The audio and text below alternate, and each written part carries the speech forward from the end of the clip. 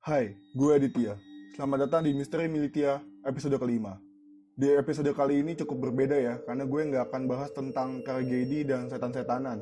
Tapi gue akan membahas tentang salah satu e-commerce terbesar di Indonesia, Tokopedia. Mungkin kalian semua pernah merasakan belanja online ya. Jadi kalian cukup di rumah, buka handphone, kalian bisa pilih barang apapun yang kalian mau beli.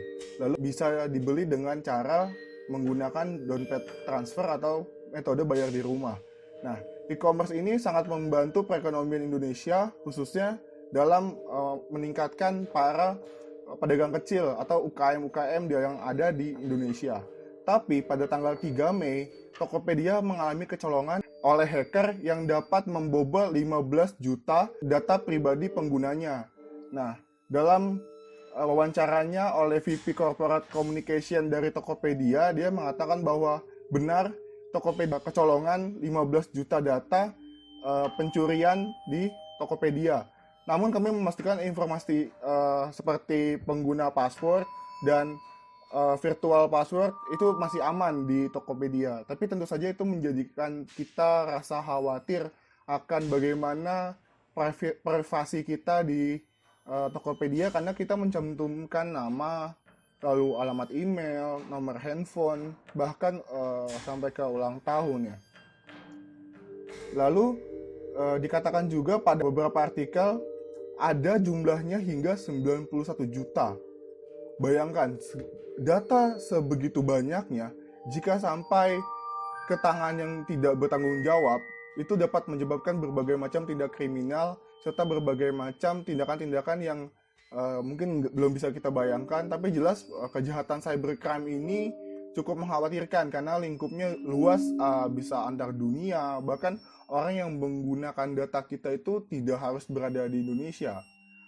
Lalu dalam Twitter Under the Bridge, dia mengatakan bahwa sang hacker ini menjual data pribadi kita yang sebanyak 15 juta pengguna itu ke dark web. Nah, dark web itu adalah bagian dari internet yang sangat-sangat tidak tersentuh. Makanya disebut dark web. Untuk yang belum tahu, dark web itu adalah bagian dari deep web. Deep web itu adalah lingkup yang cukup besar, yang dimana penggunanya memiliki anonimus atau samaran-samaran agar tidak dapat dijangkau oleh halayak ramai. Deep web itu adalah bagian dari internet server atau internet yang biasa kita jelajahi, atau yang biasa digunakan di kata pencarian. Untuk sampai ke deep web, kita membutuhkan beberapa password dan beberapa kombinasi link yang mungkin gak semua orang tahu. Untuk masuk ke deep web dan dark web juga membutuhkan benar-benar rahasia yang cukup ketat, karena di sana itu tidak hanya berupa internet biasa. Di sana itu banyak sekali adanya penjualan konten porno, obat-obatan terlarang, penjualan orang, organ tubuh, dan di sana juga menjual data-data pribadi dari berbagai macam aplikasi yang kita gunakan, contohnya di Tokopedia. Lalu dikatakan juga bahwa dia berhasil menjual sebesar 5.000 US dollar. Nah, kalian bisa bayangin, 5.000 US dollar itu mungkin di kurs sekarang sekitar 71 jutaan ya. Dengan jumlah uang segitu, dan itu laku, ada yang beli. Berarti sekarang semua password, data pribadi, email, nomor telepon kalian sudah ada di tangan seseorang. Mungkin beberapa dari kalian menganggap hanya password email, hanya password telepon, hanya nomor telepon dan ulang tahun kalian. Tapi itu sungguh penting untuk seseorang yang membutuhkan data kalian untuk melakukan tindak kejahatan. Bisa jadi mungkin nanti ada yang datang mengklaim asuransi, atau mungkin ada yang meminjam uang di bank, karena mereka punya data kalian, nama, nomor telepon, bahkan sampai alamat email. Di artikel ini diharapkan untuk para pengguna e-commerce ini untuk segera memperbaiki akunnya, agar si hacker ini masih membutuhkan waktu untuk benar-benar membobol password kalian. Jadi kalian harus segera memperbaiki pertahanan di email kalian untuk mengganti password, lalu memperbaiki hubungan-hubungan aplikasi yang terhubung terhadap Tokopedia. Jadi seperti itu. Lalu selanjutnya yang akan gue bahas adalah seberapa berbahayanya sih jika data pribadi kita itu sampai ke tangan orang yang tidak bertanggung jawab, bahkan sampai ke dark web. Nah, yang pertama itu, yang paling jelas itu adalah privasi kalian akan benar-benar terganggu. Dengan kebocoran data pribadi yang ada di Tokopedia, akan berdampak ke akun Anda hingga email-email yang ada di dalam Tokopedia itu. Jadi, kalian ini kan punya email pribadi yang terhubung terhadap Tokopedia. Nah, jika seseorang itu mampu membobol email kalian, otomatis beberapa sosial media kalian serta beberapa akun dan rekening kalian itu bisa dimasuki karena password, ulang tahun kalian dan email kalian sudah dia pegang. Beberapa juga mengkhawatirkan dengan adanya data akun pribadi ini mampu menjadikan sebuah tameng bagi mereka yang ingin memesan obat-obatan terlarang, lalu mengirimkan paket-paket ke luar negeri.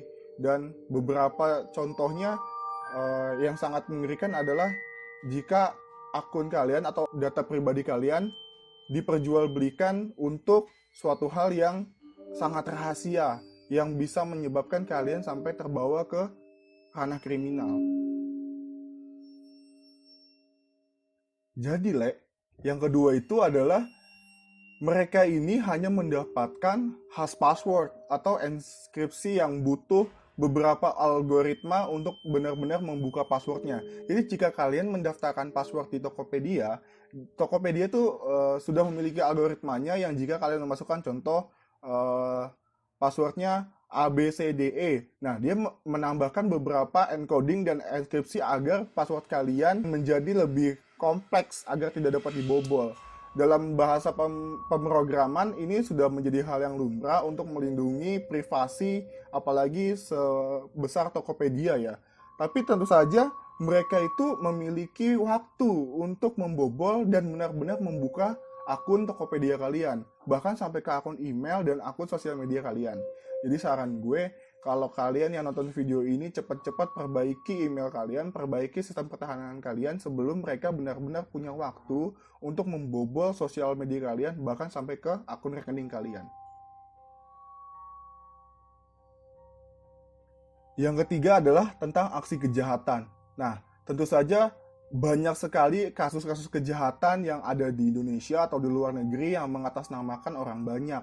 Misalkan penjualan organ tubuh, obat-obatan terlarang, sampai ke human trafficking ke luar negeri.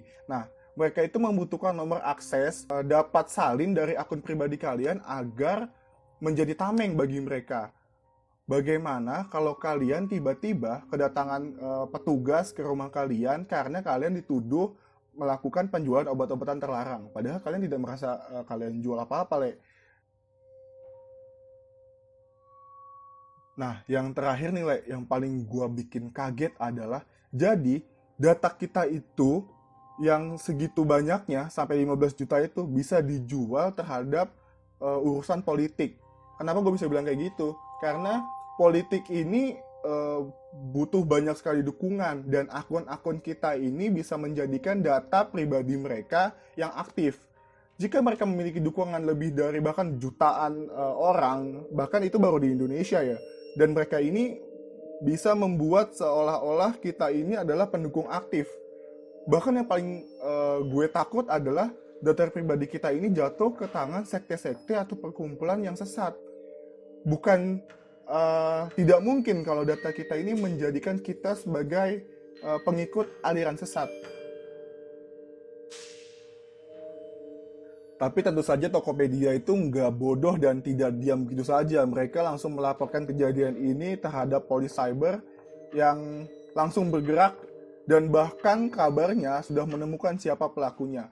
Gue harap untuk kedepannya, untuk para e-commerce dan para aplikator, agar lebih berhati-hati dalam membuat pertahanan terhadap aplikasinya. Karena yang kalian pegang itu adalah banyak sekali data-data customer setia kalian. Dan untuk para customer, jangan pernah kapok buat beli barang di e-commerce, karena selain membantu pihak aplikasi dan perekonomian negara, kalian juga membantu perkembangan UMKM serta ekonomi rendah yang ada di Indonesia.